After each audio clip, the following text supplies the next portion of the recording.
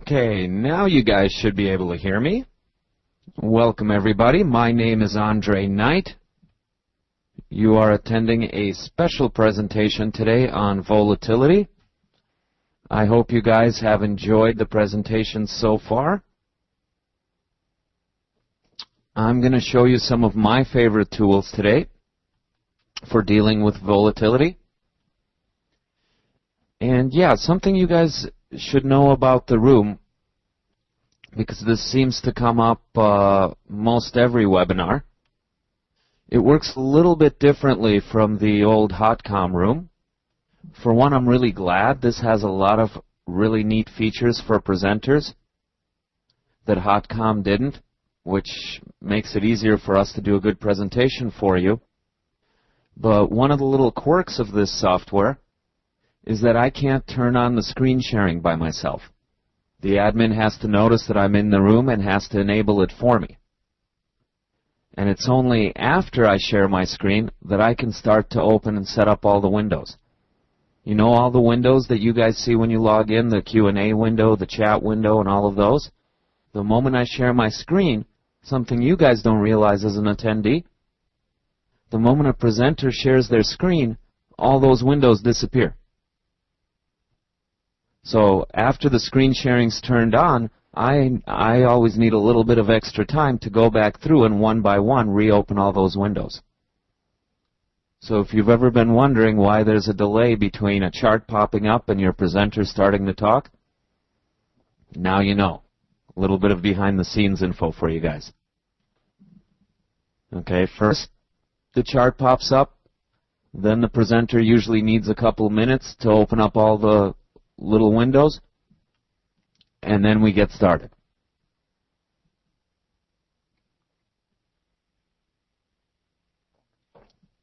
Perhaps not every presenter is as concerned with getting questions answered as I am, but I am, so I like to make sure that every window where they could possibly pop up is open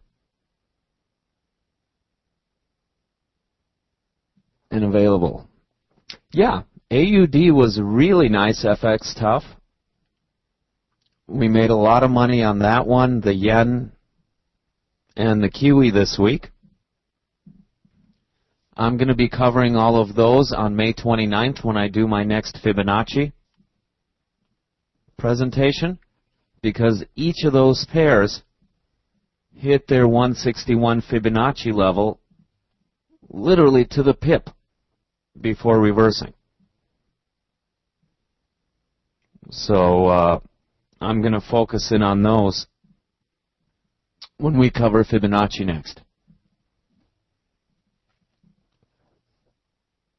Which one specifically, G. Pontes?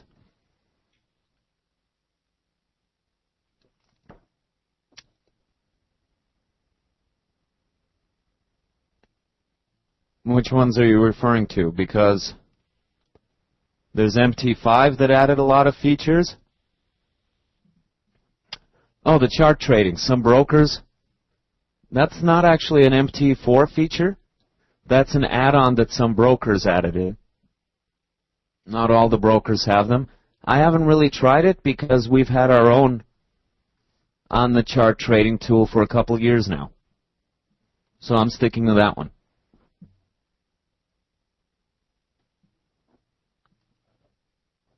Personally, but overall, I think it's a great thing. My pro traders have been trading off their charts for a couple years, and it's awesome because you don't have to look away and put your attention somewhere else.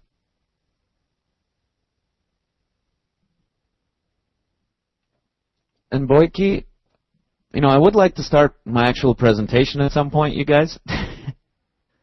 But Boyke, since you brought it up, I do come in before the top of the hour. But my sharing doesn't get activated till the top of the hour.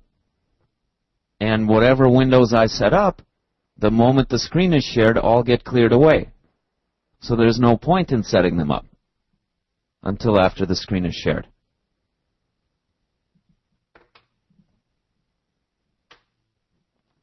Okay?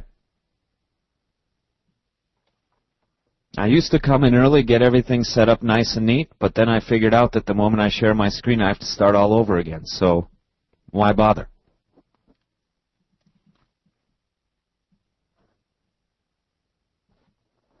Okay, give me 1 second.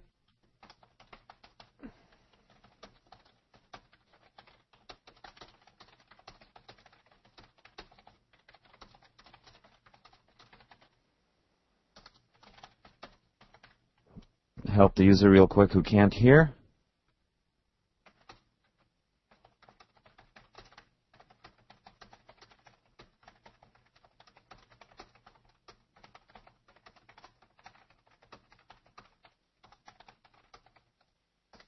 There we go.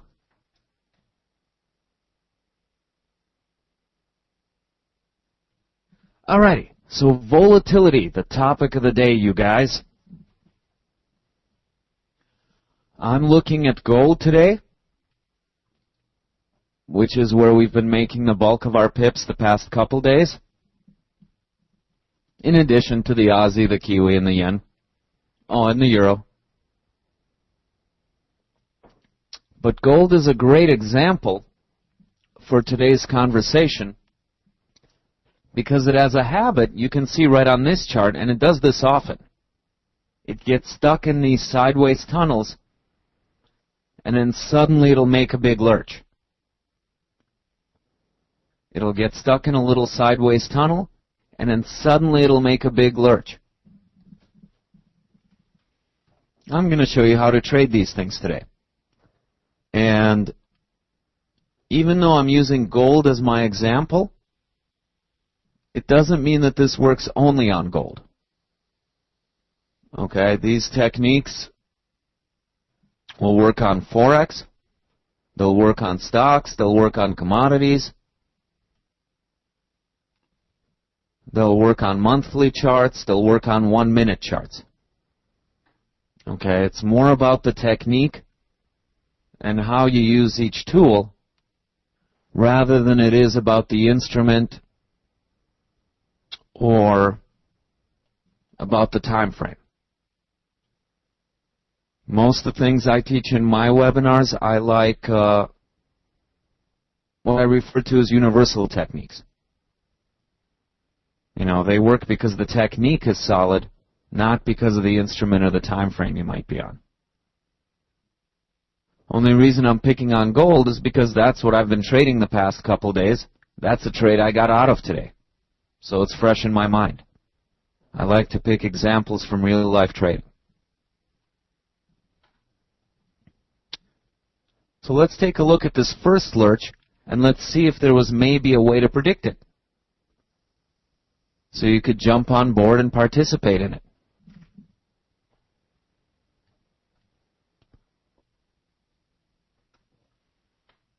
Okay, I'll show you both how we define the entry and then also how we define the target. And then I'll show you also some of my other favorite tools, for example fibs, but I'll show them to you from the perspective of volatility. Because when FX Street asked me to do this webinar,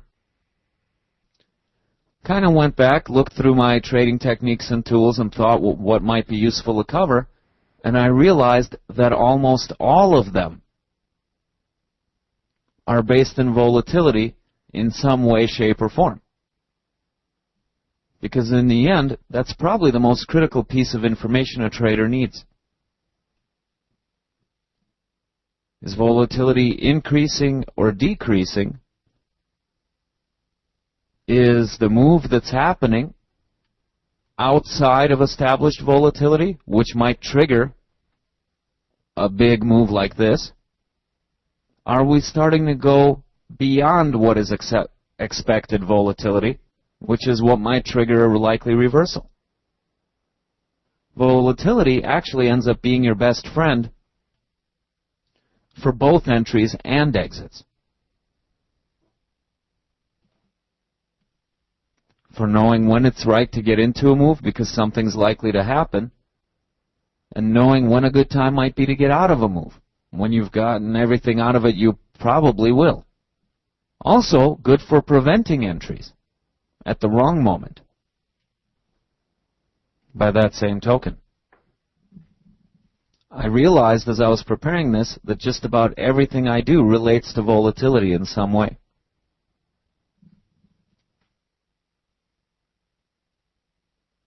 Naked chart, yeah. You don't need a lot of fancy schmancy boyki to be effective in trading.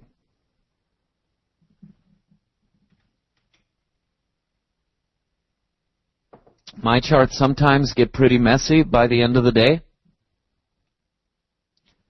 when I've put all my crap on them, but they don't have to be. And that's one of the things I like to point out to you guys. You don't need some fancy $1,000 indicator to be a good trader. You need to know a few basic rules. And even my more messier charts that I know you've seen, Boyke, I can start them out just like this. You know, I don't have to load the template. I can start them out just like this and build them up one line at a time. On an as-needed basis. That's the key. You know, I apply, you know, I have the templates as a shortcut, so everything I need is there. But when you see like my full chart, everything's color-coded. So literally, you know, there's times when I'm focusing just on the blue lines, or just on the purple lines, or just on the yellow lines. Okay, but that's shorthand for me. When I teach, and it's a blue line day, I start out with a naked chart and I draw on just the blue lines. Because those are the ones that are in play that particular day. Alright, so let's work on giving you guys that edge. Right, Ray? One thing I noticed about gold, as you look at this chart, before this big drop, it made two prior bottoms. You see those? One here, one here. So the first tool I'm going to reach for is a simple trend line, and I'm going to draw it connecting one body to the next. Okay, notice I said bodies, you guys. For trend lines, I like to use bodies, because the bodies to me represent points of consensus. They are levels where buyer and seller met and a transaction took place. Okay, wicks, for example, represent to me extreme levels that the market tried and then rejected. Okay, so for purposes of trend lines, I like to go by the bodies. When I get into fibs in a little bit, you'll notice fibs I draw wick to wick, not body to body. Reason for that is with fibs I'm measuring distance.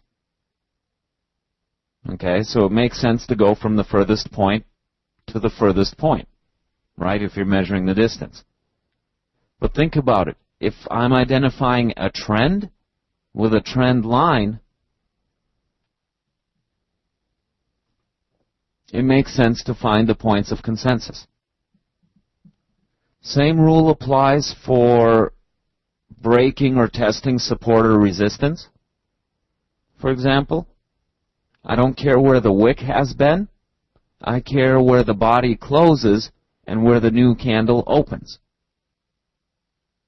That's when I consider a level tested, bounced, or broken. Okay, by where the body lands. Same thing is true for our tunnel of fives, which I'm going to cover in a bit. It's actually an indicator that helps us to measure volatility. When I talk about closes inside or outside the tunnel, I'm again referring to the bodies.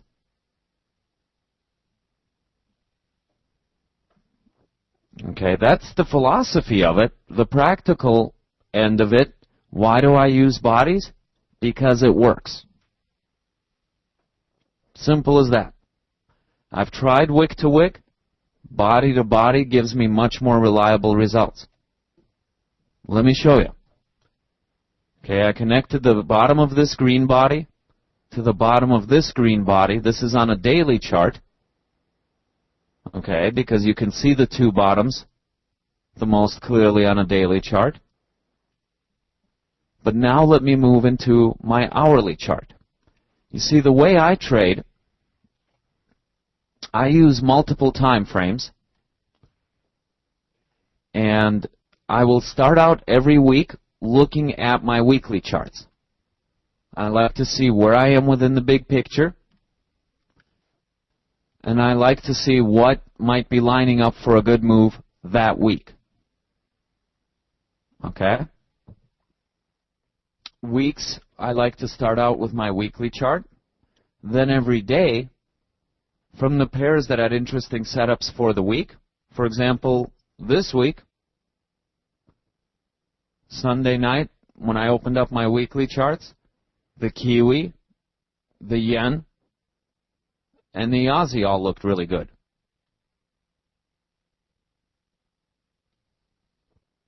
Euro looked a little bit inconclusive. It went on what I call my second tier list. So, for example, then Monday, I moved down to my daily charts, and I inspected the Yen, the Kiwi, and the Aussie to see if there might be an entry that day. My second tier chart, like the Euro, I put to the side. I looked at that later on in the day.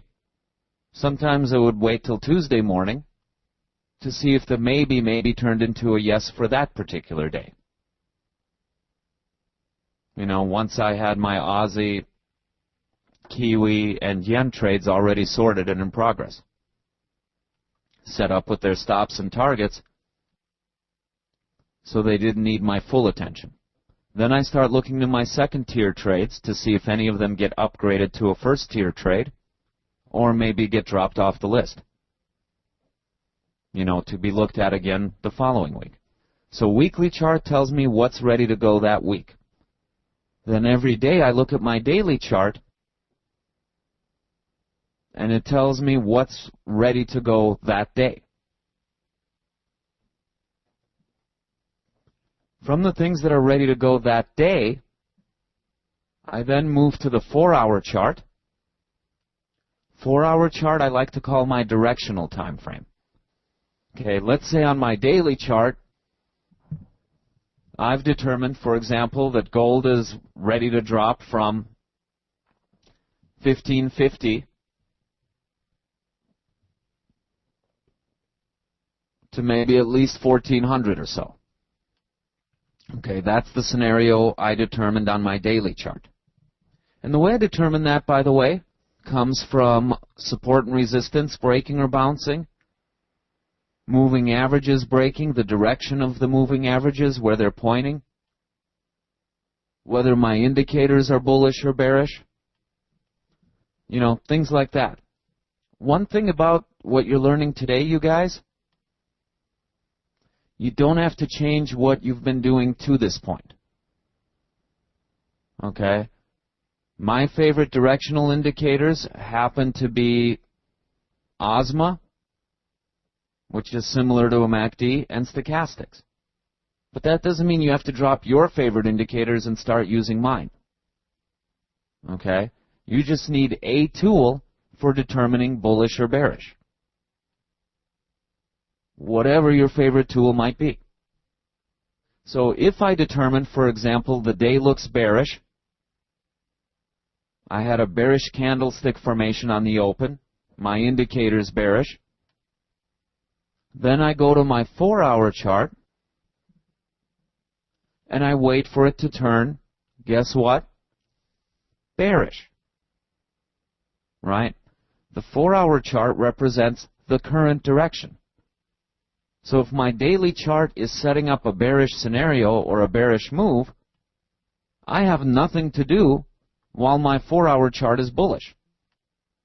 The scenario I'm expecting hasn't started yet. Once my 4-hour chart does turn bearish to support the scenario I'm waiting on, then I'll move to my hourly chart, which is where we are now. My hourly chart is my primary trading time frame. That's where I determine entries and any exits if I have to bail early ahead of target, based on the market reversing. Okay, so the daily chart might set me up with a bearish scenario. You saw the trend line got crossed. I wait for the 4-hour chart to turn bearish to support that scenario, and then and only then do I go to the 1-hour chart and I wait for the 1-hour chart to give me a bearish entry signal. Now think about what a different way to trade that is compared to how most people are doing it. Most people, price starts to move up, they buy and they chase it. Price starts to move down, they close their buy, they open a sell, they start to chase it. The problem with chasing, you guys, is you're always going to be a step behind the markets, reacting to them, and more often than not getting caught back and forth in whiplash.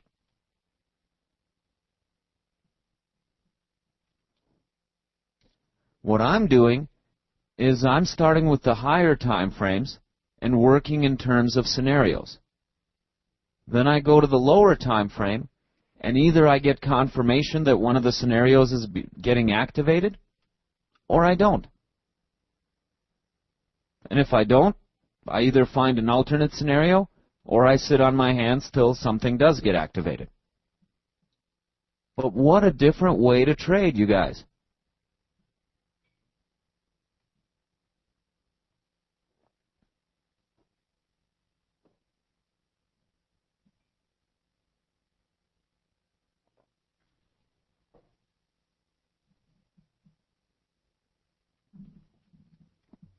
You let the trade come to you instead of running after it and chasing it.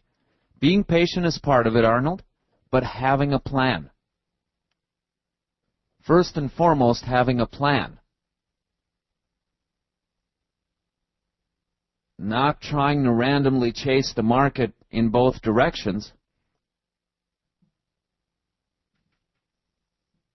but have a plan. And then, of course, you're right, have the patience to wait for a plan. What do I mean by plan? Mr. C? What do I mean by plan? For example, I connect these two prior bottoms. I will short if we break this line. That's a plan.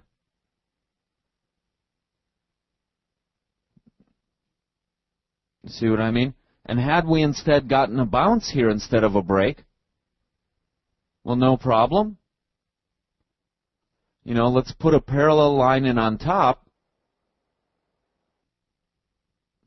If we had gotten a bounce here, okay, I would trade up to this line. That would be my plan B. But plan B is a moot point because we broke the line. So the moment this prior bottom breaks, I'm in bearish mode. That's when I wait for the 4-hour chart to turn bearish, and I wait for the 1-hour chart to give me a bearish trigger. Now let me show you the trigger that actually got us into this trade. Here's that same trend line. I haven't moved the trend line.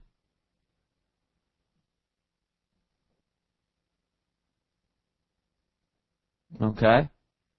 It's in the same spot as it was from the daily chart. Here's an example of a trigger. We break the trend line, we come back up from underneath, and what used to be support now becomes our resistance. Floor becomes ceiling. That's a trigger. It's not the only trigger. It's one of any number of possible triggers. There's a couple other subtle ones if you look closely. Look at the red candle. This is what we call an engulfing candle because the body of this red candle completely covers the body of the green candle before it. So we had a break, we had a retest as resistance, we had a bearish engulfing candle, and then the next candle opens outside and below the close of the prior candle. We call that a bearish open. When I talk about something being ready to move that day, when I do my daily chart analysis, that would be an example. An outside bearish open compared to yesterday's close might hint to me that today is going to be a bearish day. As a matter of fact, let's look at that. Right? Daily chart. This is the first of the really big drops. Notice what preceded it. This is called a spinning top. It's very similar to a doji. The only difference is it has a little bit of a body. But it's still an indecision candle because look at how much smaller the body is than either of the wicks. It still represents indecision in the markets. The way I handle dojis, spinning tops, hanging man, shooting stars, any of the near doji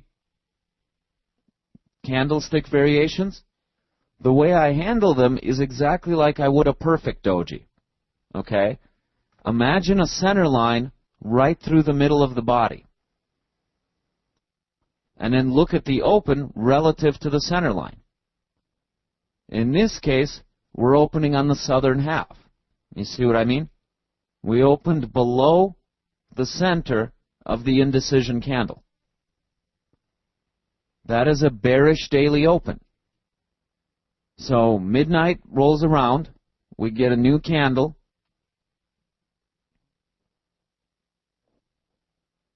That candle open is bearish. That sets me up for a bearish day. Okay, so that's an example of a daily setup. So I'm expecting to go short that day. Now the question I need to answer is which hour of that day do I actually open my trade? Do I open it right at midnight? Do I open it at 4 a.m.? When? I open it when the support level breaks, retests as resistance, and the next candle after the retest is a bearish engulfing candle followed by a bearish open. Boom. I have no other indicators on my chart, you guys. Just a single line. And look at with the precision with which we picked that entry. And look for a moment, let's talk risk-reward.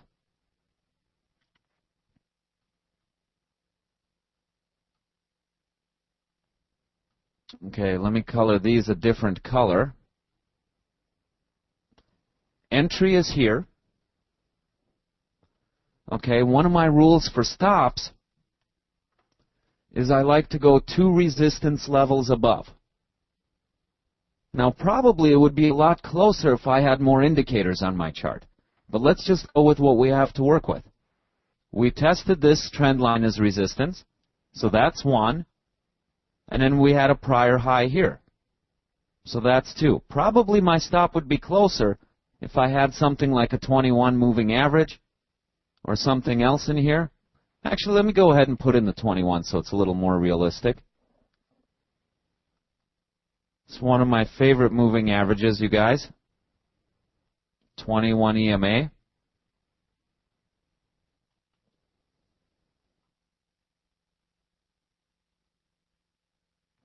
Okay, yeah, that ends up being closer. Okay, so we've got the trend line as one resistance level. The 21 EMA is a second resistance level. So on this entry, my stop might go somewhere here. I don't put it right on the line. I always give a little padding. So that's my entry. That's my stop. Now hold on a minute. There's a good place to exit, by the way. Doji, followed by a bullish open to the doji. If nothing else triggers your exit before, that would be a good reason to exit. Look at that risk-reward for a moment. And that's using no other indicators to fine-tune the trade. Going off of something very simple, which is essentially a change in volatility. Okay, now this is gold, remember. It's not Forex, so we're not doing pips. It's a little different. But stop is about 155 points away compared to profit of 2,122 points. Or in other words, you guys, a risk-reward ratio of about 20 to 1. 20 to 1. It's not always that great. Granted, gold has been very generous to us. But I think you guys start to see the difference in trading based on volatility and based on scenarios instead of chasing the move. You can use 40 different indicators, but if you're chasing, you're still chasing. Now, I normally do add some other indicators for confirmation and stuff like that, but the point of today's webinar is you don't have to. It's not the indicators that generate the profit. It's you. In terms of understanding what the markets are doing. And markets are always doing one of two things, you guys. They're either consolidating or they're moving. What's the difference between moving and consolidating? Volatility. So once you understand volatility, you will understand how to read the markets.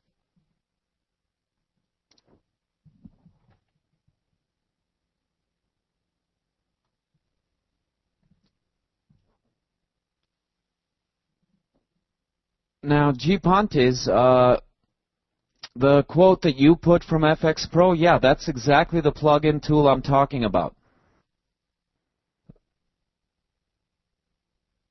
That's something FX Pro offers. FXDD, I think, has a variation of it, but it's very broker-specific. It's different with every broker.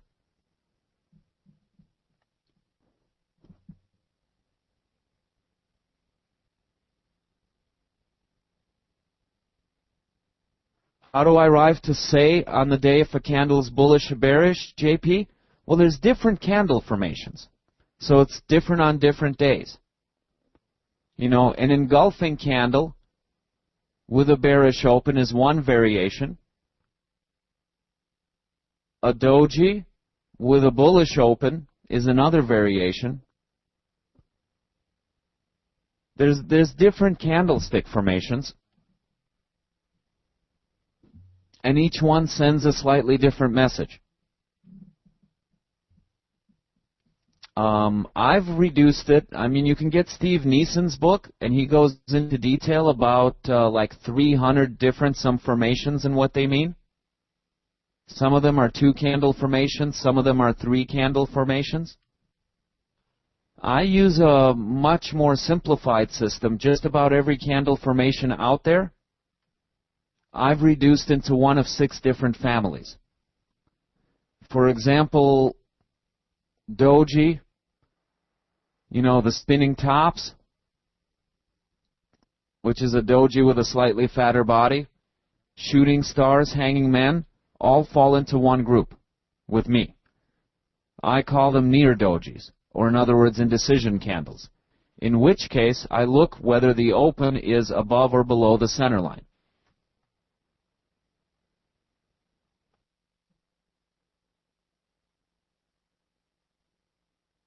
Okay, and let's see, somebody had a question here.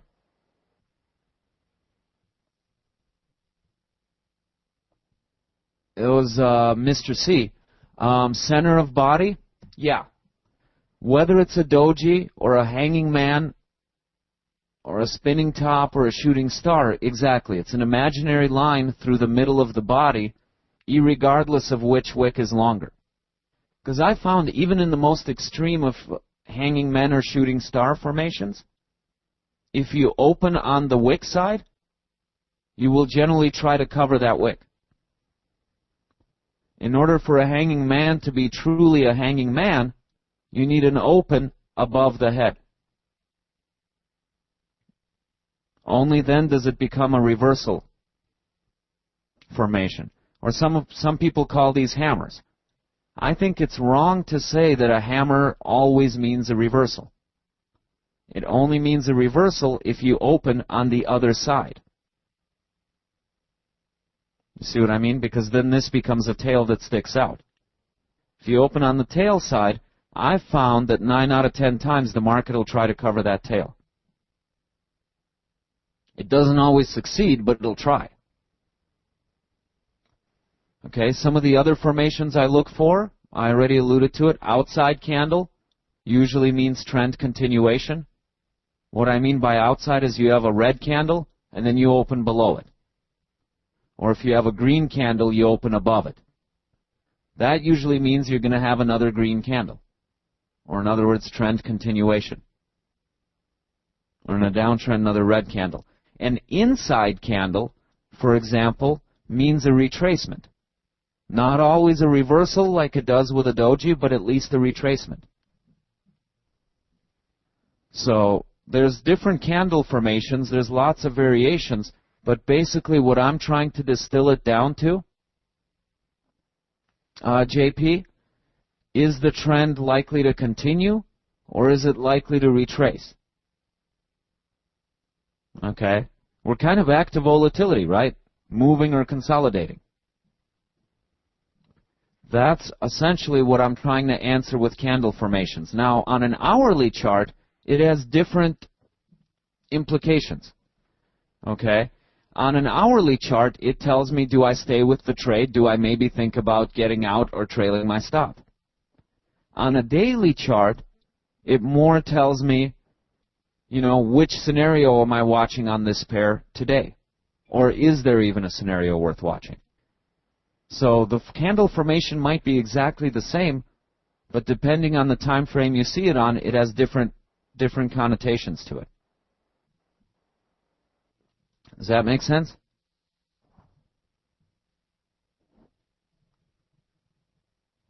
Let's see, I'm going to answer a couple of your other questions, and then I'm going to go into distance and targets.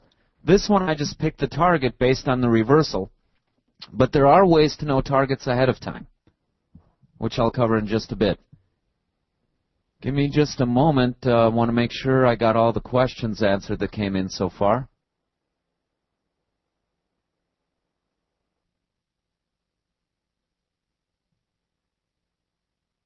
Jack, I'll switch to Euro USD at the end if I have time. I'll do my best. Jano, you were asking if I use FX Pro's charts because of server time. Actually, if anything, FX Pro, the server time is a mark against them. They are 3 hours ahead of GMT, which is pretty far. GMT is kind of the de facto standard in the Forex world. You know, if you're trading stocks, generally you'd go by New York time. But if you're in Forex, GMT is the one we care about. And that's not even London time, by the way. Because during the summers, London is 1 hour ahead of GMT. So if anything, Jano, I don't like FX Pro's server time. I use FX Pro because I can very easily watch Forex, commodities, stocks, metals, all on the same platform and apply the same chart templates to them. But some of my indicators like pivots and so forth, I actually have to adjust because they're so far off from GMT.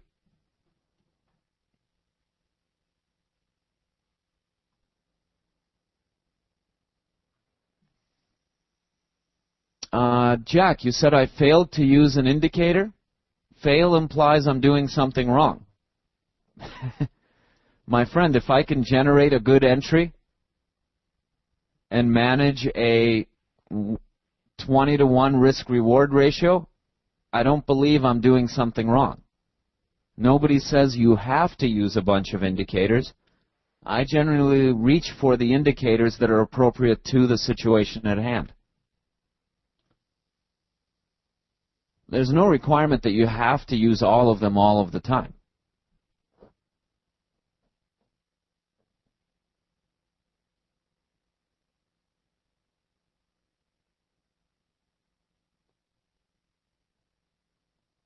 How do I measure price volatility in the next 10 hours? That's a great question, Jack. And that actually brings me to the next point I wanted to cover. Now that I've got my 21 EMA on here, let me clear off a couple of this extra junk.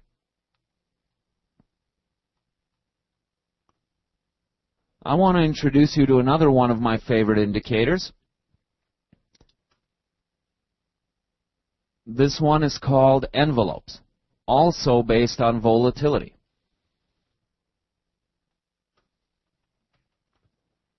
Now with an envelope in some trading platforms, if you're not on MetaTrader, might call these channels.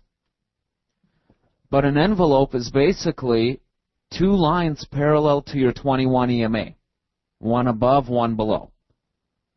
Okay, you can see I use the same settings, 21, exponential applied to the close. The only extra variable is this thing called deviation. And I get a lot of questions on this. I'm sure I will today as well. What is the deviation? It depends on the time frame. It depends on the instrument. Sometimes it depends on the day of the week. Tuesday might be more volatile than Monday. Heck, for that matter, 3 p.m. might be more volatile than 11 a.m. I can't give you a fixed number on this. Okay? It's purely a visual thing. And I know people like, simple exact things. Put a 3 in here. Envelopes don't work that way. They're based on observation and constant adjustment. Now, if you join our pro group, and I'll give you guys a link at the end here, and get our advanced chart templates, which include on the chart trading, by the way. We had it 2 years before FX Pro had it. But one of the tools that we include is an auto-adjusting envelope that observes price action and adjusts itself accordingly so you don't have to. But without the advanced chart templates, it's simple observation. But don't let that scare you. It's not hard to do. Okay? All I'm doing is I'm setting the envelope. It takes a little bit of trial and error, but I'm setting the envelope so that the line kind of goes halfway between the body and the wick. That's where you want it to cut through, ideally, between the body and the wick. Okay? So talking about volatility going forward, Jack, very simply, I mark a prior reversal on my chart, and that line proves to be useful for predicting future reversals on my chart. So for example, here, we found resistance at our 21, didn't we? We got a bearish open, and we're moving down.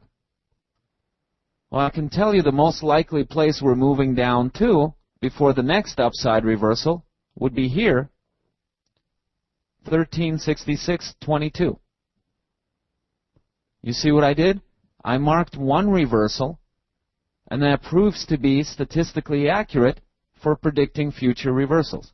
As a matter of fact, I can go backwards in my chart. I'm not adjusting the line. Look at that. Here's the last reversal. I want to find one to the upside. Oh, here's another one. See that? Not changing any indicator settings. Here's two upside reversals. Guess where they happened?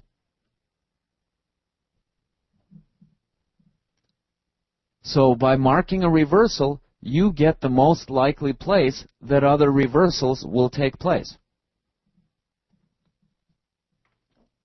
Some people will ask, well, this looks a lot like Bollinger Bands. Not exactly. It's the same idea, but the thing with Bollinger Bands, if you ride along the edge of a Bollinger Band, it'll simply get wider. So it's not very good for picking reversal points. It adjusts to them. What you need is a way of predicting them. So a constant parallel line tends to work better for this than something that squeezes together or pulls apart, in my experience. So you essentially have a measure of volatility here. And most of the time, you're either reversing at the 21, trading out to an envelope, or you're reversing at an envelope, which is your clue that you're going to go back to the 21. And if you get above the 21, we failed here, but if you had found support, then you would go up to the top envelope.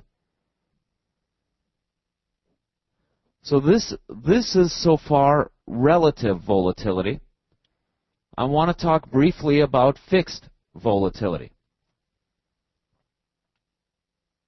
And this is, for example, where fibs come in.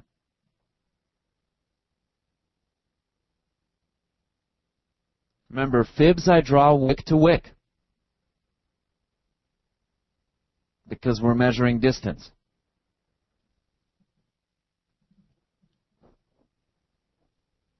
Right? And you might wonder, why didn't I put it up here? This is a higher point. My rule with fibs is I draw it from the most recent high to the most recent low. The most recent high is not necessarily the highest high.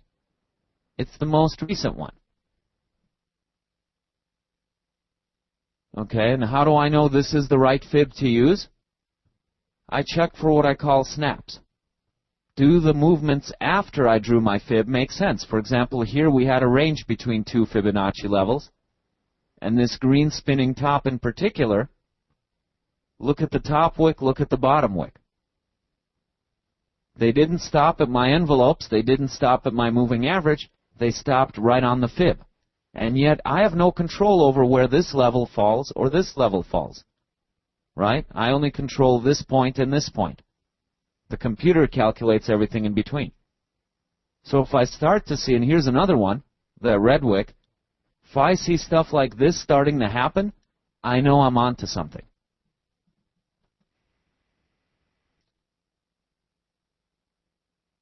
Okay, so as far as long term, I'm going to put some other envelopes on, because these, notice I drew these on the hourly chart. They don't fit too well on this chart, do they? We changed time frames. But I do have some for the daily chart.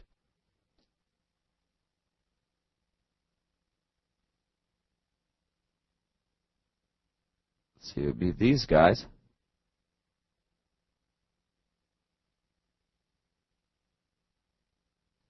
Nope, not quite. Okay, let me do it manually.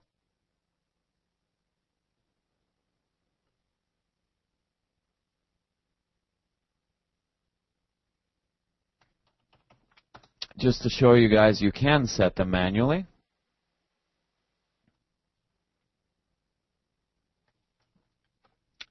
It's just a little bit of trial and error. Yeah, that'll work. What I'm trying to do is bisect this reversal. Right? We came up, we came down to do a retest of something. So let me mark that thing.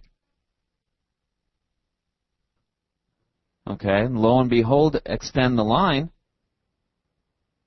Now guess what we hit and started retracing up for today.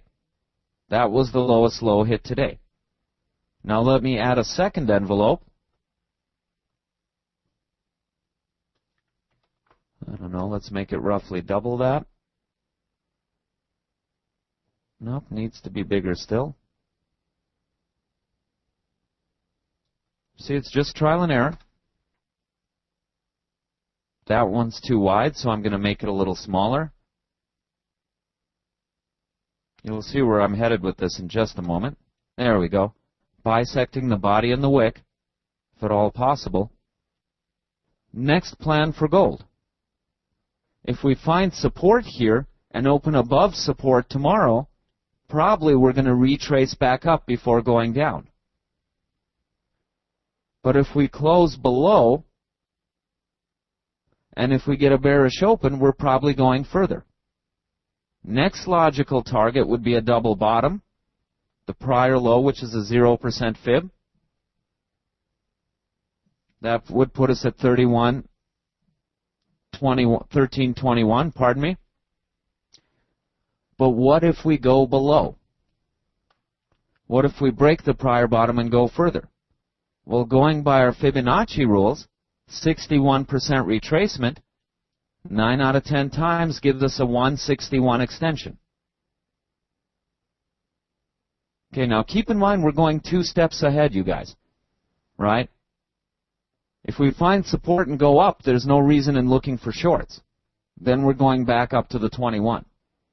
This is only if we break support and get a bearish open. Then we're going for a double bottom. That's trade number 2. Trade number 3 is if we break the double bottom and establish it as resistance.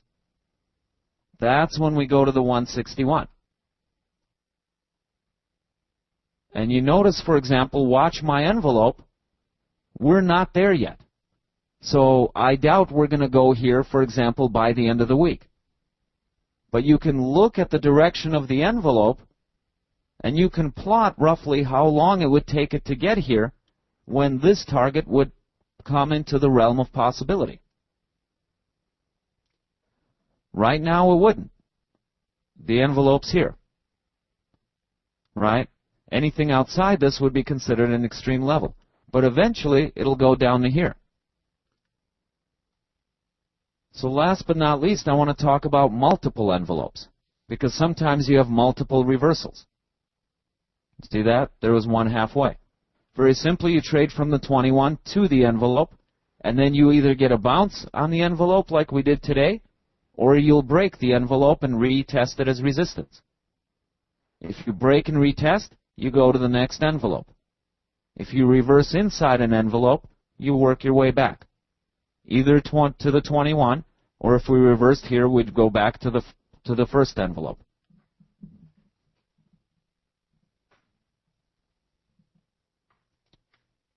But you see, it all kind of boils down to volatility, you guys. You're either chopping sideways, or you're breaking out of that chop, getting ready to start something new. Once you start something new, it's your job to look for signs that it's ending. And once it ends, you retrace back. 21 makes a good center point for that. And then probably you start consolidating again, which, by the way, doesn't mean you do nothing. Some ranges are wide enough to be tradable on a smaller time frame.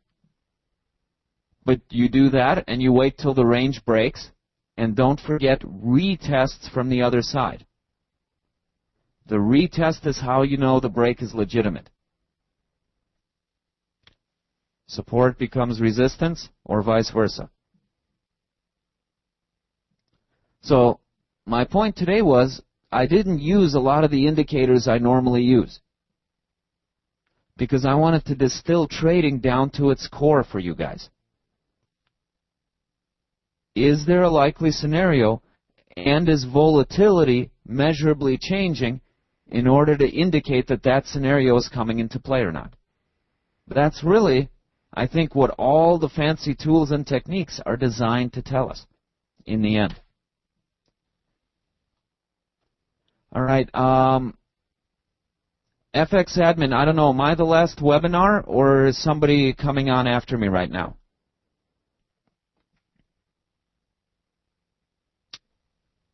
I don't want to step on anybody's toe. Nobody do now? Okay.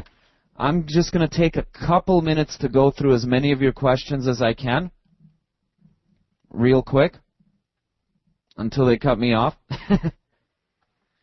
Well, I do have to be respectful of them, Jack, too. They're in Europe, so they've worked a full day. They're ready to go home and see their families. but I'll take just a couple minutes. Real quick, you guys, here's how you can follow up with me. Here's my Twitter, my Facebook. I didn't really cover much of my trading system. You know, I just drew a couple lines today. If you want to learn the entire trading system, we've got a series of recorded workshops that will allow you to do just that. You can watch them on your own schedule at your own pace. If you found today useful, here's a second link for you. I do what we just did today, except with all my indicators, twice a day. Once at the start of the European session so we can plan the day ahead, and then once towards the end of the U.S. session so we can review everything that happened both sessions, see what worked, see what didn't, and see what trades we can set up for the following day. We do that twice every day, 10 lessons a week. And it costs less than your typical losing trade, FYI. But not here to sell you something, you guys. Just wanted to let you know what services we have available. Visit fxnight.com. We've got tons of free stuff for you. Tons of it. Chat room, forum, training videos, articles, streaming news, name it. Okay, stop by, maybe sign up for our mailing list so we can let you know when we do another one of these free webinars. Okay? The extra services I charge for my time, granted. Okay, but you'll find lots of useful stuff on the website for free as well. Яно, да, говорю по-русски. Let me see. Ron Barr, you ask, notice I'm using and getting confirmation on hourly. Would I not also check the 4-hour? Yeah, I kind of skipped the 4-hour in the interest of getting through everything I wanted to get through today. But you're right. Normally there's an in-between step. I did mention it briefly at the beginning.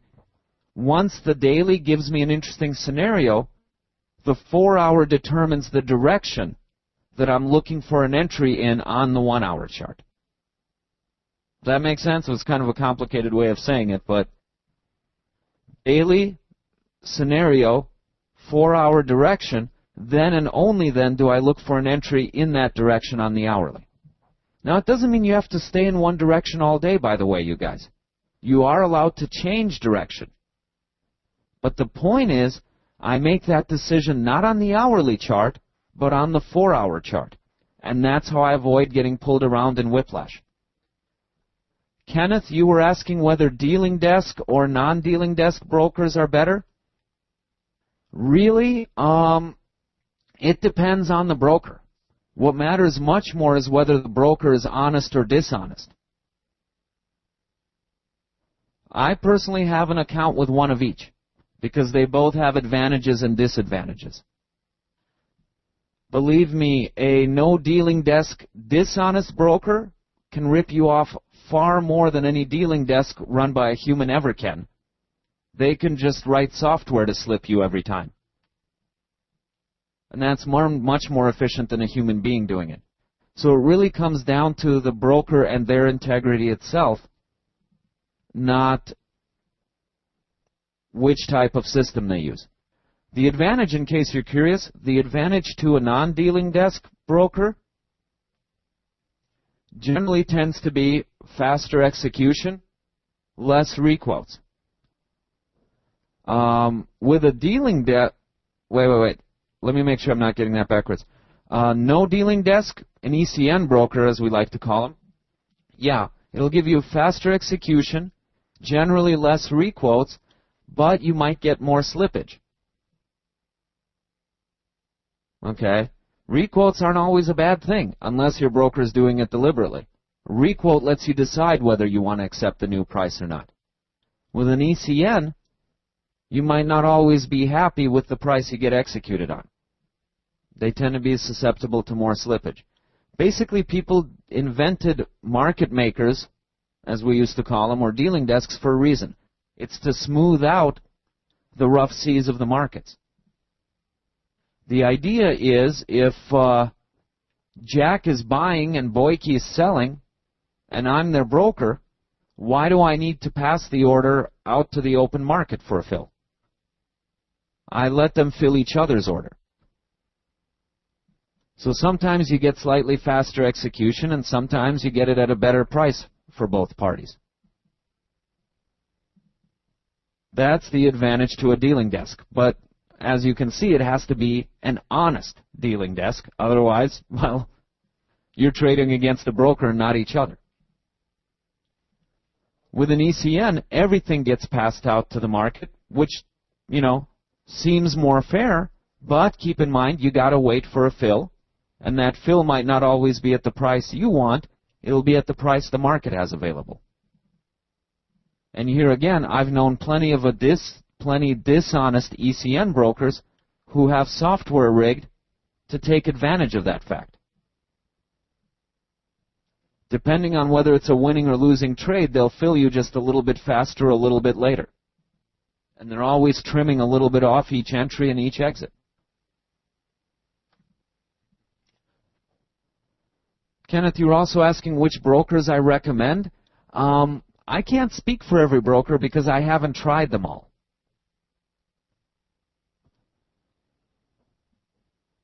I've had pretty good results with FXCM and with FX Pro.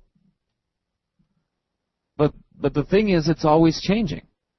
FXCM apparently recently had to pay a fine for claiming a few things in their advertising that they didn't really do.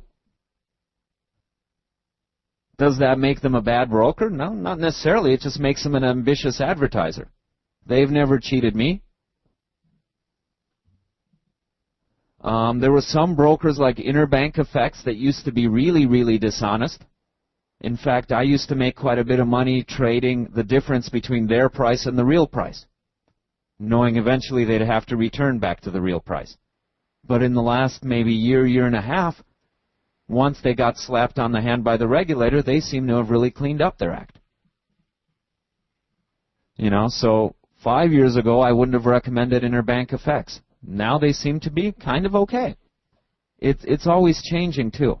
Duca's copy's pretty solid. I know a lot of people using them. Interactive Brokers is pretty good.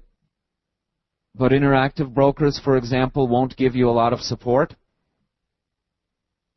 You have to be kind of standing on your own 2 feet.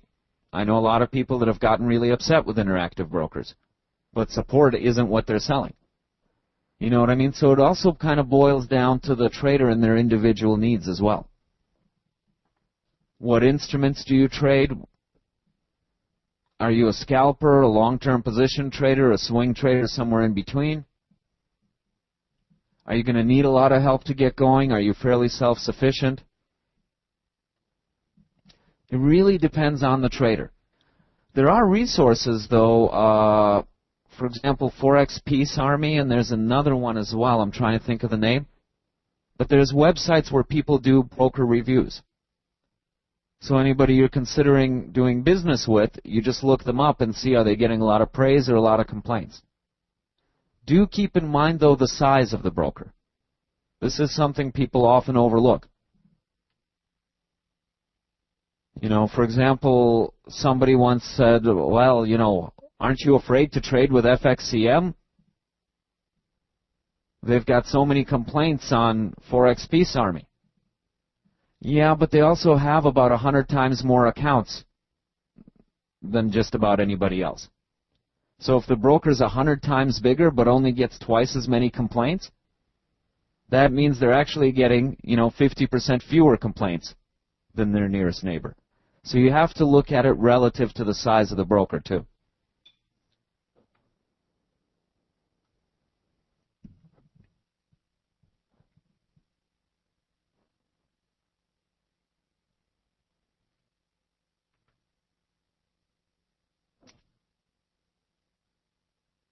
Jeno, you said according to my fib 1,000, it's actually 1155. And remember, that scenario is not active yet. That scenario only becomes active if we break 1,300 and it becomes our new ceiling. I tend to think in terms of blocks. Okay, so that's 2 or 3 blocks out. It's not activated yet. But If the critical double bottom support gives way, while everybody else is busy panicking, I know exactly what to do next. You see what I mean?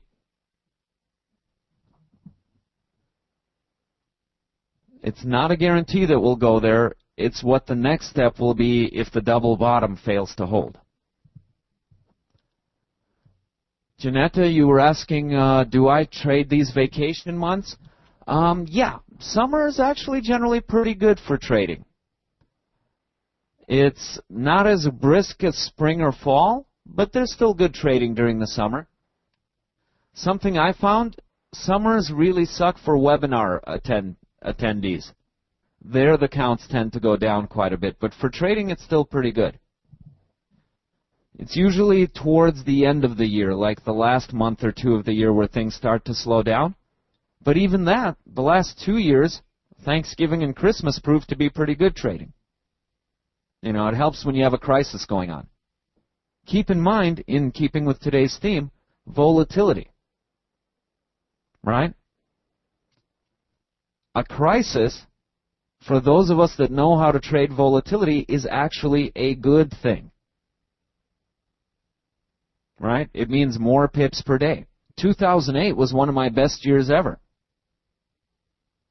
FYI.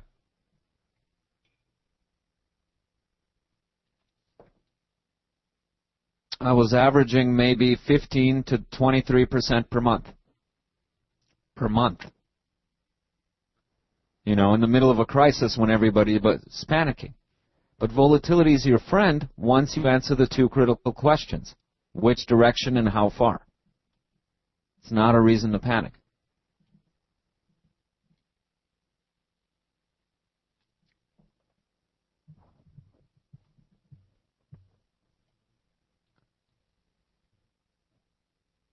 Kenneth, you're asking fixed spread or variable. Here again, depends on your trading technique.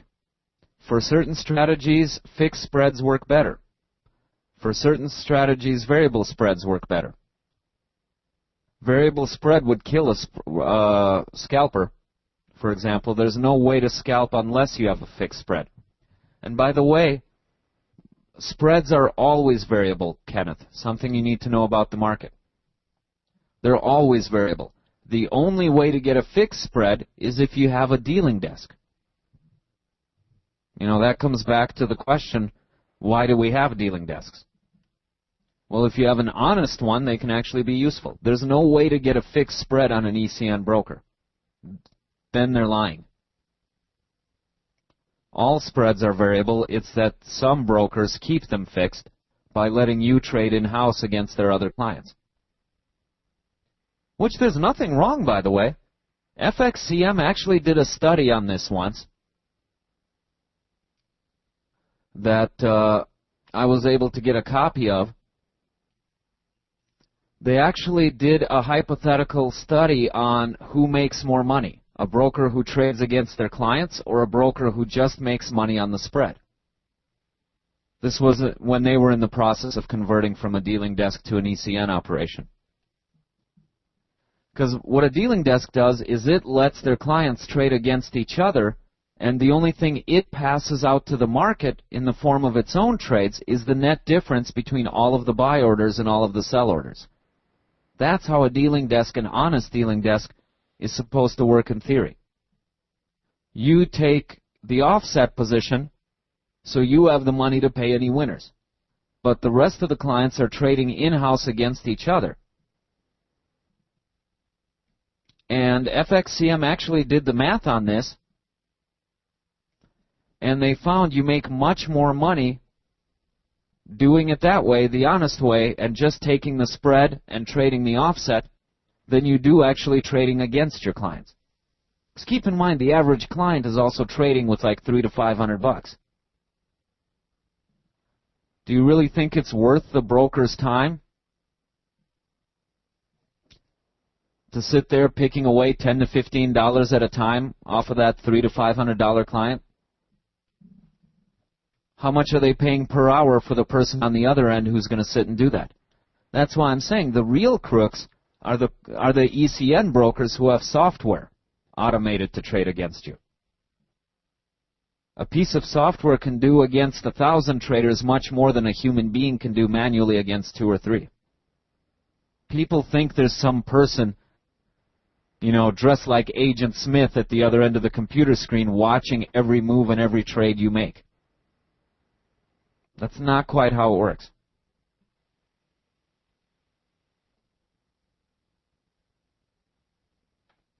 You're not paired up 1-to-1.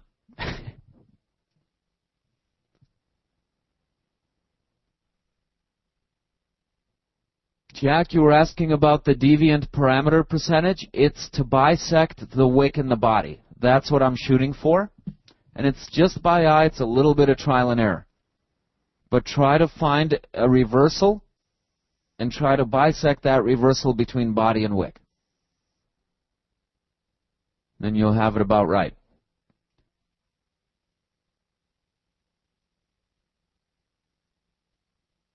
Stochastic, Chuck, I didn't really go over them. My stochastic setting is 533. I think on a lot of platforms that's the default setting, actually. So nothing too special there.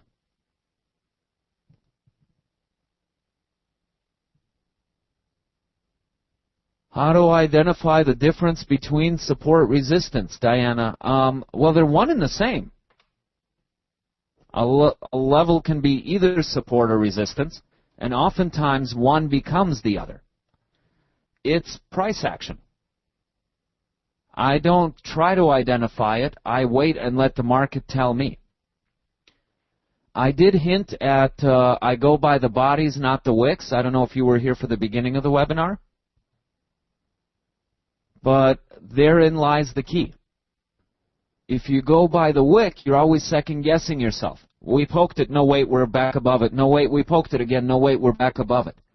I go by the body, because the body doesn't change. The body is either on the line or under the line. You know what I mean? So, I think to answer your question, you have to wait long enough for the candle to close and for the next one to open. Then you know for sure. And if something breaks as support, that doesn't mean I sell right away. I wait for price to come back up and test it from underneath as resistance. Again with a close. So at the minimum, bare minimum, I'm always entering 2 candles after the break. You see what I mean? By definition. If support breaks, it's not a short until that support becomes resistance and gets tested from the other side. And likewise, if we break above resistance, I have to wait for it to test from the other side as support. And then it becomes a long trade. And same goes for booking profit. If I break resistance, retest it as support, and get into a trade, I'm in that trade until either I hit my Fibonacci target or until I hit the next resistance and bounce down off of it.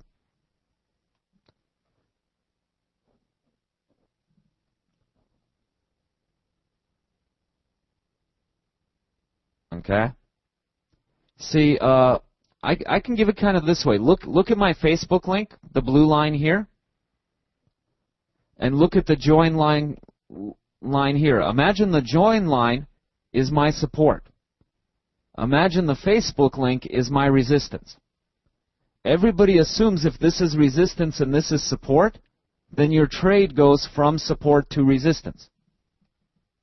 That's trying to predict the future, and nobody can do that with much reliability, Diana.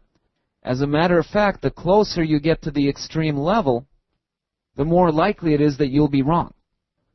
If this is your resistance, this blue line, and this is your support, this blue line, most of your trades will take place between the 2 yellow lines. You see what I mean? That's the safe zone. I don't try to predict whether it'll break or bounce. I wait and see whether it broke or bounced, and then I get in on the open of the candle after. I'm not interested in trading from the absolute bottom to the absolute top. I catch the safe pips in between because that's the part I can repeat over and over and over again.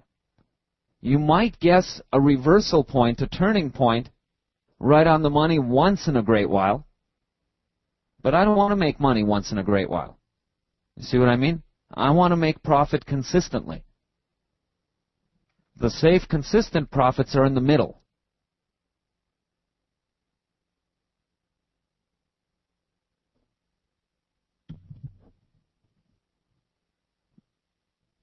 Boyki, do I know Russian? Yes, I do, sir. Also German and a tiny little bit of Japanese.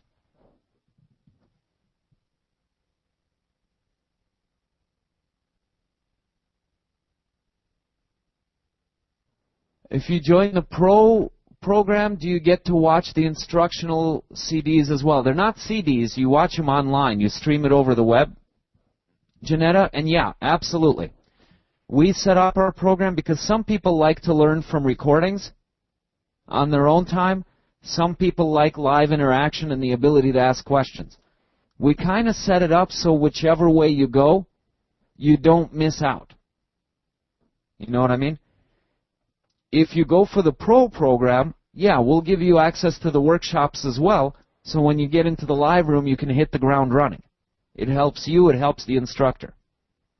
If you're not sure that you want to commit to a subscription program, you just want to buy the course first, see how you like it, guess what? If you later decide to join the Pro group, then we'll give you a special link so you get a discount off your monthly price. And after, I think it's like, after 2 months, you'll save enough that one of the workshops is free. After 3.5 months, you save enough that all of the workshops are free. So either way, you're not going to make a misinvestment. It's however you prefer to learn.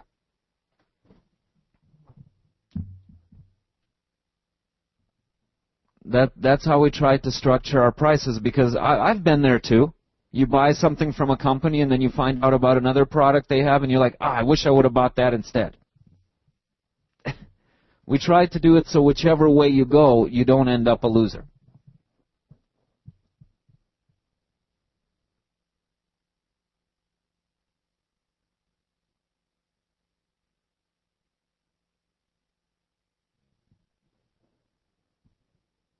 G. Pontes, my feeling about it, I have played with it. It works fine. It works great. I've got no objections to it, but we had our tool 2 years earlier, and by this point we're all used to using it, so there's no real incentive to change what's already working for us. And our tool does quite a bit more than just on-the-chart trading. You know, as I mentioned, it does indicator adjustments for you, or envelope adjustments automatically based on price action, and also historical price action for the particular instrument you're on. Tells us the news on our charts when it's coming up, and also allows you to see stochastics, pivot points, and moving averages from your higher time frame as well as your current one. So nothing against their tool. I played with it and it does the job, but I think our tools are a little bit better and we know them a little bit better because we've been using them longer. Jano, I think Forex Peace Army has something like that, a blacklist of brokers. But you know, just read through, because keep in mind, a lot of the negative talk about brokers could also be the competing broker logging in and pretending to be a user. Just like a lot of the good talk about a broker could be somebody on their staff. Also, some of the bad experiences with brokers could be a newbie trader that didn't bother to learn how trading works before posting their complaint. Maybe the mistake was their own and not the broker's, you know what I mean? So they do have lists, but I found the best way to judge is simply to read through the reviews. Because you can tell by the context if the person knows what they're talking about or not. You know? And then you can read a few reviews and see if there's a pattern of misbehavior or not. That's how I tend to judge. It's very hard to just make a list because you don't know what the criteria are. I think they have a list of brokers that actions have been filed against. That they do have, but beyond that, if a user's making the list, well, what's their criteria? And is there a financial incentive? You know what I mean? It's the longer way to do it, but just read through the reviews to form a complete picture. Arnold, it's good to join the Pro program anytime, whenever you need to brush up on skills. There's people that come in for a month and then leave for 6 months to trade on their own. There's people that have been members for 4 or 5 years, and they call us their morning coffee. It really depends on the trader. The fact that you're saying is it good to join during low volatility kind of suggests to me that you might be looking for a signal service rather than instruction. In that case, we might not be the best program for you. We focus on instruction. I'll give you my setups each morning, but I leave it to you to execute them. And then we look at what you did and how you did it at the end of the day and help you fine-tune. I don't call you in the middle of the day and go, you know that thing we discussed this morning on gold? I'm entering it now. I always leave a little bit for the traders to do hands-on because that's how learning and progress takes place. I do my best to get you guys set up in the morning, but on purpose I leave the execution to you. Okay, just FYI. So if you're learning to grow, any time of year is a good time to grow.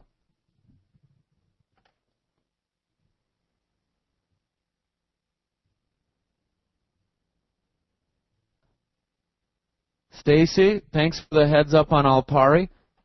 Problems happen from time to time. The question is, what do they do when the issue occurs?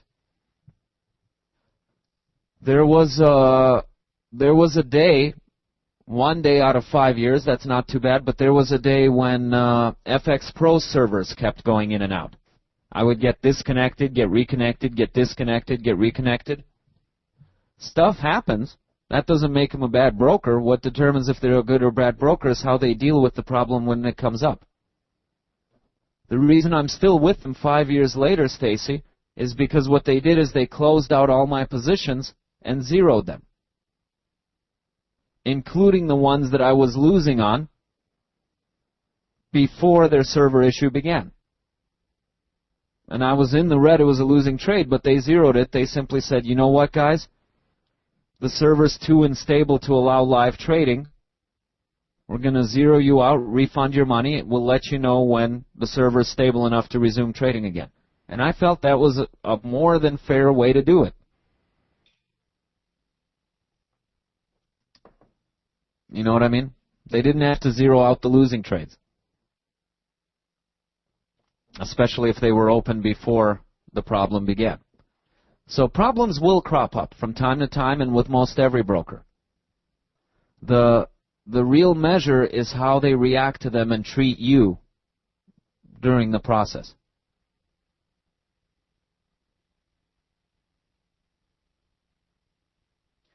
JP, can envelopes made on a 4-hour chart be made to view on a 30-minute chart? With our pro templates, yes. With normal envelopes, unfortunately not. It's specific to the instrument on that particular time frame. What you can do is you can make 2 sets of envelopes, JP, and make each one a different color. So you know on your 30-minute chart to go by the green one, for example, and on your 4-hour chart to go by the red one. You can do that. That's one way around it. And keep in mind, you might even have to adjust them on different days. If you notice reversals consistently happening ahead of your envelope, guess what? It's time to tighten your envelope. If you constantly notice you go beyond it before you reverse, widen it. It's always a visual thing, so don't be afraid to adjust it as necessary, JP.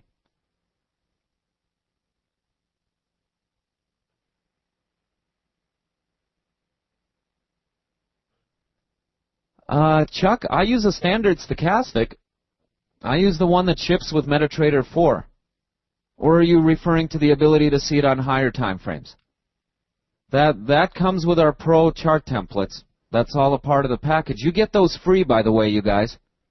Doesn't matter whether you purchase the workshop or the daily training. We always include those for free. We don't sell them on their own, though, at any price, because my philosophy, and I'm not going to change it for you, is that the best indicator in the world is useless without the training on how to use it. And I don't want somebody getting the indicator without the training and then later complaining that our indicators don't work. They absolutely do work if you get the proper training on how to use them. So if you get the training, we give the indicators away for free. But all it is, Chuck, is the higher time frame stochastic. You should be anyway checking your higher time frame on a regular basis. Right?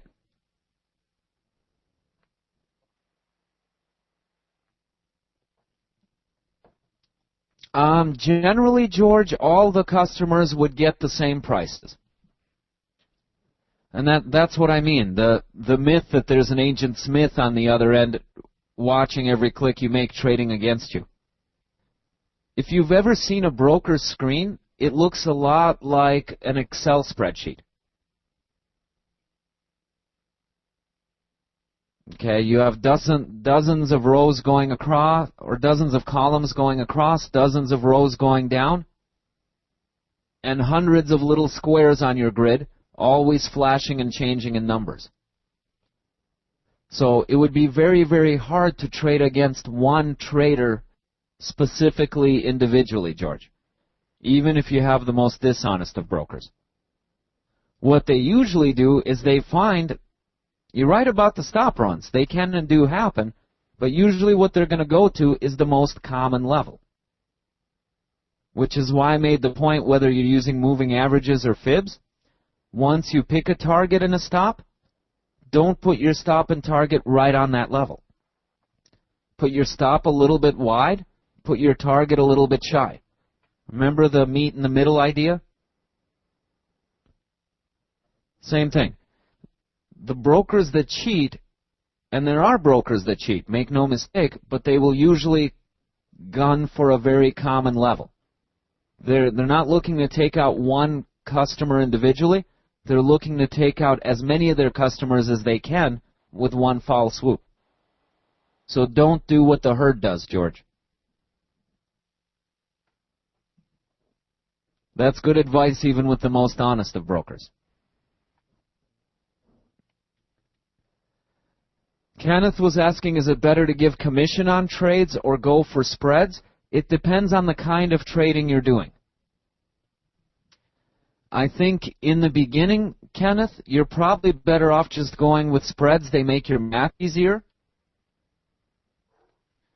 But if you're going to be a high-frequency trader, and especially if you're trading large amounts of lots, spreads can get very, very expensive very quickly.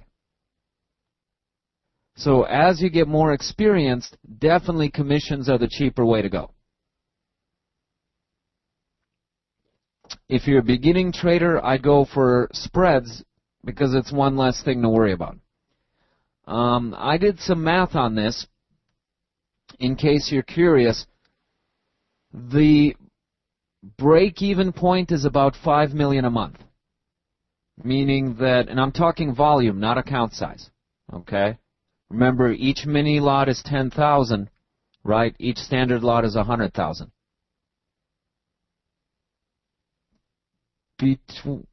Below $5 million a month, spreads are fine. Between $5 to $10 million a month, it's about even. Commission or spread doesn't matter. And if you're trading more than $10 million a month, you're definitely better off on commission than on spreads. Again, in terms of volume.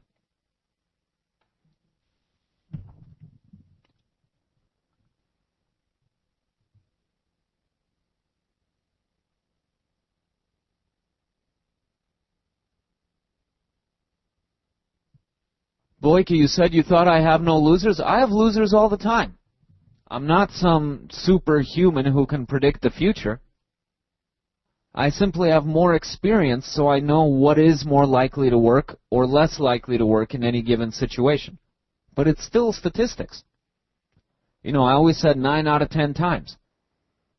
Right? Nothing's 100%. You go by what's statistically likely. And I have losers all the time, Boyke. As a matter of fact, even a lot of my winners will get stopped out 1 or 2 times before I finally get the one that goes and goes. The key is my winners are bigger than my losers. Okay? Risk-reward ratio, what I said at the beginning. You're always going to have losers. The key is the winners have got to be bigger than the losers. And if they're not, you got to take a strong look at your trading methodology. Most traders suffer because they're doing exactly the opposite. They'll have a dozen teeny tiny winners in a row for 1 to 2 pips each, and then when they have their loser, it's one big whopping loser for 50 to 100 pips. You'll never get ahead if you're doing it that way.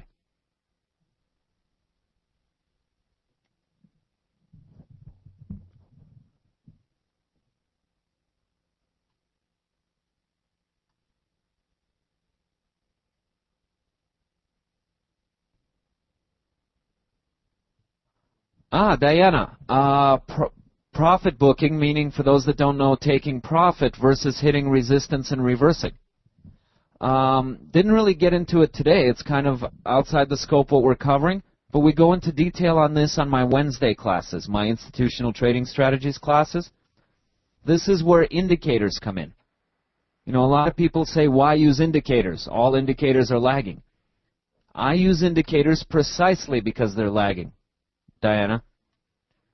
If I get a bounce off of resistance but my indicators stay solidly bullish, that is most likely a temporary retracement.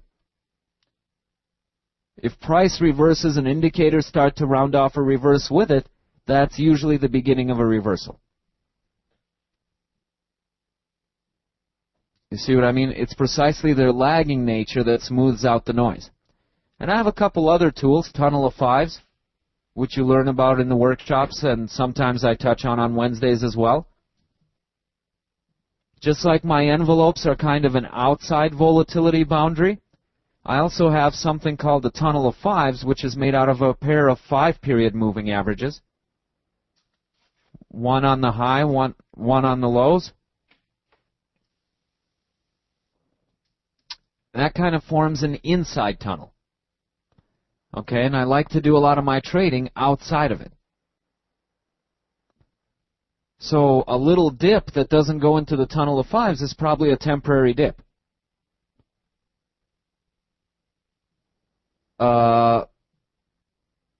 Reversal where the body closes inside the tunnel of fives will usually keep going in that new direction. And vice versa. A little blip off of my 21 EMA that doesn't leave the tunnel of fives is usually just that. It's a blip or noise. But something that bounces off of my 21 and closes outside the tunnel of fives is usually going to have enough momentum to make it out to the envelope and not stop part way. Okay, so that's the complicated answer. The short answer is you combine indicators. You don't look at one line and make a judgment call. You verify it across 2 or 3 different indicators. And when they agree, you're on to something. You see what I mean? Whether it's a new trend taking off or the beginning of a reversal in a counter trend trade or anything else. It's not about any one indicator being any more or less important than the others. It's about agreement or lack thereof. Does that make sense? That's how you find the longer-term moves. All righty, you guys. Well, thank you very much. These were really great questions. It's kind of cool to talk about stuff we normally don't get into during webinars, like how brokers work behind the scenes and stuff. Hope it's been helpful. I really want to give a huge thank you to FX Street for letting me do this long marathon session. You know, when I said I was going to do a couple minutes more to answer all your questions, I kind of thought maybe 5 or 10. I didn't know they'd let me talk for another 45. But thank you, FX Street. I'm extremely grateful. Thank you, all of you, for coming today. I hope the stuff you learned today, not just from my webinar, but all the ones you attended, will make a difference in your trading going forward. That's my wish for you. Good luck out there. I'll see you guys next time.